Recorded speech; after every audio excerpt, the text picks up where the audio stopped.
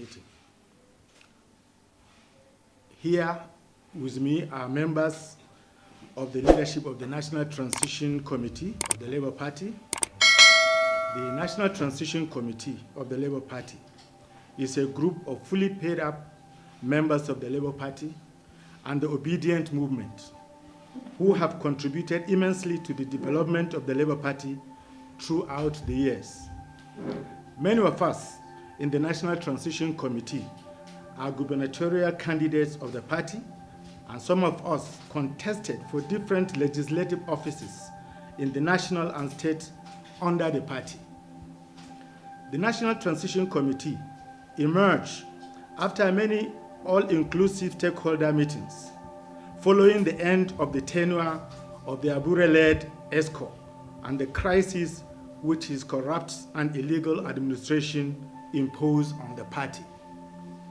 The National Transition Committee engaged and mobilized all relevant stakeholders to ensure that the party recovers itself from Abure illegality and corruption.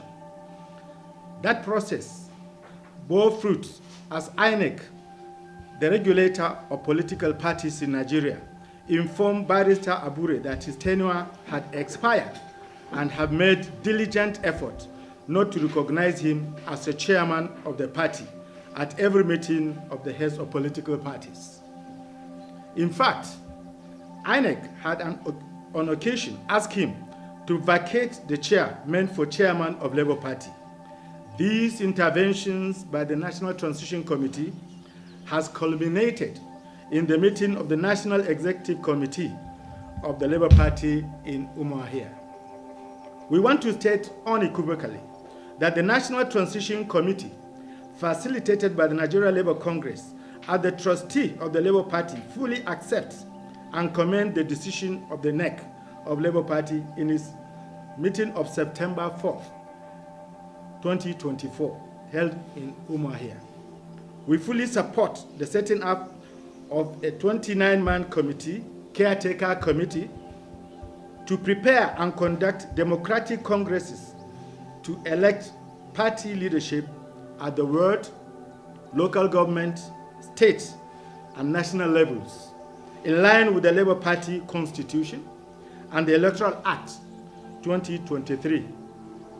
The NEC, organized by the governor of Abure State, is the most welcome intervention needed to save the Labour Party at this time from the illegalities and corruptions of the Abure hostile capture. We believe that this intervention is in line with the expression of the democratic will of the millions of Nigerians who are members of the Labour Party and its supporters, and who do not want the party to die at the hands of political contractors who have been procured to destroy the party. We want to make it clear that the stakeholders meeting held in Umuahia had every form of legitimacy and transparency. It was called according to the Constitution of the Labour Party, which bestows on the NEC the powers to file any vacancy, to fill any vacancy that exists before another convention, that is in between the convention. In fact, the meeting has an overdose of legitimacy and transparency, the sort of which can only come from the best leaders who live and breathe integrity and the rule of law. Anyone who is familiar with the event that has culminated in the party will know that Abure and Co. had no legal capacity to remain and identify themselves as executives of Labour Party. The tenure was ended long ago, and they continued to illegally hold on to power with a clear mandate from his sponsors to destroy Labour Party before the 2027 general elections. But we have ended that illegality and rascality. We have commenced a journey to retrieve and reposition the party through the Umuahia resolutions.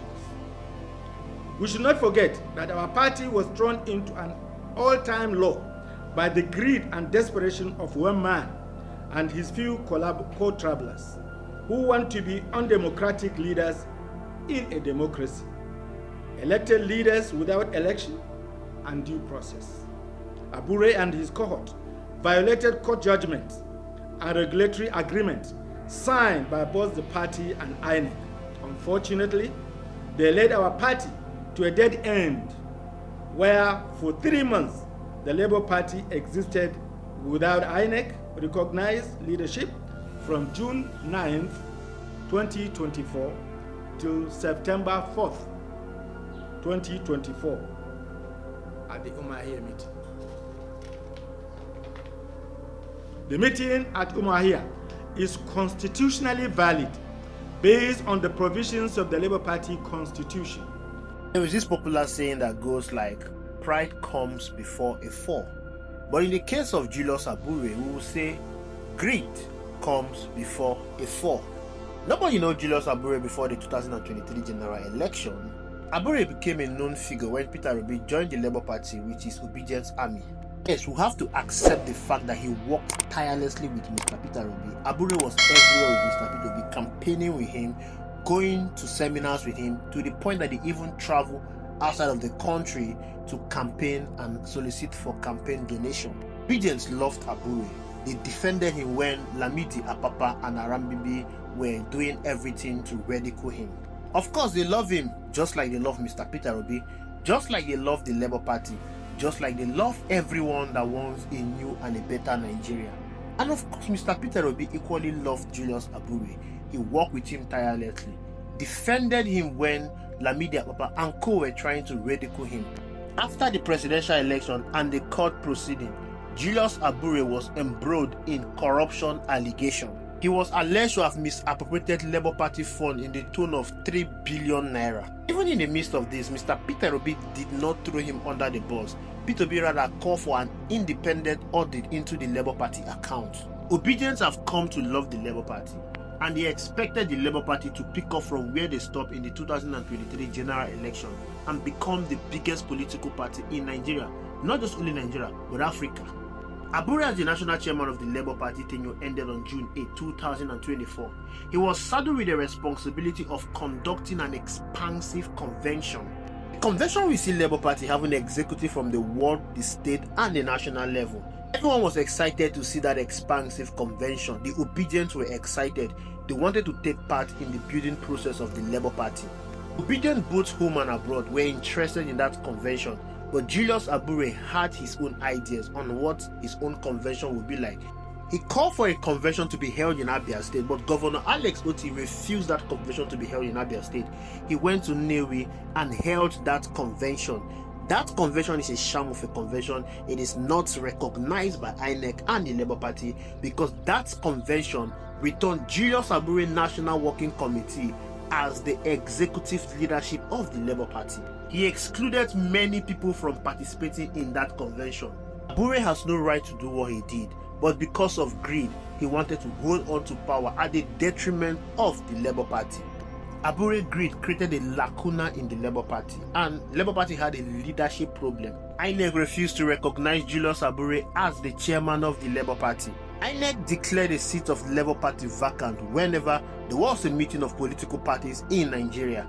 Abure attended one of such meetings and he was walked out of that meeting. He was disgraced out of that meeting. But yet, he kept on holding on to power at the detriment of the party. Abure activities was affecting the party. He submitted list of agents in the Edo State gubernatorial election to INEC. INEC refused to recognize that list because according to INEC, Labour Party has no leadership and Julius Abure has no right to submit list of agents to INEC. I all know that with that agent in the Edo State gubernatorial election, the victory of Olumide Agbata is in serious jeopardy. There are owners of the Labour Party. LNC is the founding father of the Labour Party. There are stakeholders of the Labour Party and there are board of trustees of the Labour Party. We refuse to sit down and watch Julius Abure destroy the Labour Party. Now, according to Julius Abure, he has been in the Labour Party for close to 20 years and he will not allow the people that came into the party 2 years ago to take over the party from him. But a big question that should be posed to him is that you've been in the party for 20 years. Who knows Labour Party? How was Labour Party while you have been there for the past 20 years? In the 2019 presidential election, Labour Party secured just 5,000 votes. And then the people that joined the Labour Party in 2022, they gave Labour Party the name that Labour Party has now. They made Labour Party to become a mainstay political party in Nigeria, the third biggest political party in Nigeria, and they gave Labour Party 6 million votes. Of course, this was a vote that was allocated to Labour Party by INEC. We all know that Labour Party got more than that. The people that joined Labour Party in 2022, they say, no, enough is enough. We cannot sit down and fold our hands and allow this man to destroy this party that we love so much, this party that we want to use it to drive our political ambition. And our political ambition is to ensure that we restore the dignity of Nigeria, is to ensure that we give Nigerians good dividends of democracy. A stakeholder meeting was held in Abure State, which was organized by Governor Alex Oti, Mr. Peter Obi, Dati Baba Ahmed, and other stakeholders in the Labour Party. A 29-member transition committee was inaugurated in that party. Nenadi Usman was made as a chairman of that transition committee. They have just one agenda: conduct an expansive convention in 120 days. This convention will start from the world level to the state level and the national level, and they've gone ahead to notify INEC of their convention. But Julius Abure and his faction, they are kicking, saying that these stakeholders do not have the legality to conduct this stakeholder meeting. The video you just watched is that of the Board of Trustees of the Labour Party saying what the stakeholders did in Abure State is legal, and they are fully backed by the Board of Trustees, LNC, and the owners of the Labour Party.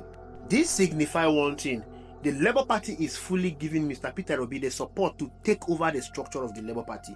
They are recognizing Mr. Peter Obi as the leader of the Labour Party. Of course, they have no choice. Peter Obi is the face of the Labour Party.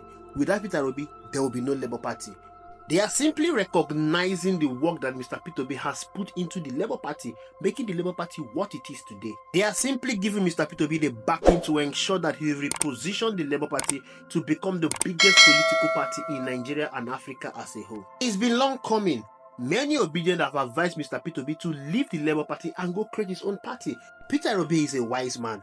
Peter Obi knows the sacrifices that Nigerians put to ensure that Labour Party is what it is today.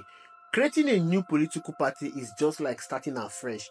It is better to build the Labour Party than going to create a new political party.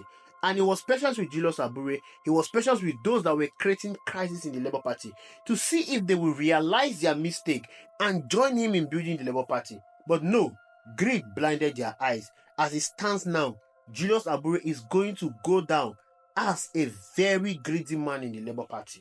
This was the same Julius Abure that was held in high esteem. This was the same Julius Abure that was celebrated by the Obedient. But now he has become the enemy of the Labour Party and the enemy of the Obedient. It is quite unfortunate how Julius Abure allowed greed to overcome him.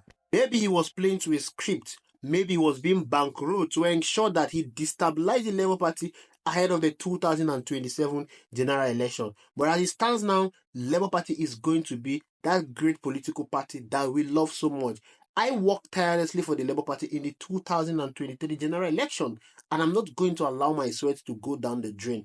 It is not how far, but how well. Whatever Mr. Peter Obi is doing is the best thing for the Labour Party. Many of you attributed that Kwankwaso is the owner of NNPP. NNPP has been there before, but Kwankwaso came into the NNPP prior to the 2023 general election with his clout and his members, and now he is seen as the leader of the NNPP. The people in the NNPP, they simply submitted to him because they knew that his presence in the NNPP will give the NNPP a bigger chance to be a national party in Nigeria. And of course, it gave NNPP the opportunity to win the gubernatorial election in Kano State. Today, almost everyone in Nigeria knows NNPP because of Kwankwaso. But yet, Mr. Peter Obi did a greater and bigger job than what Kwankwaso did in NNPP.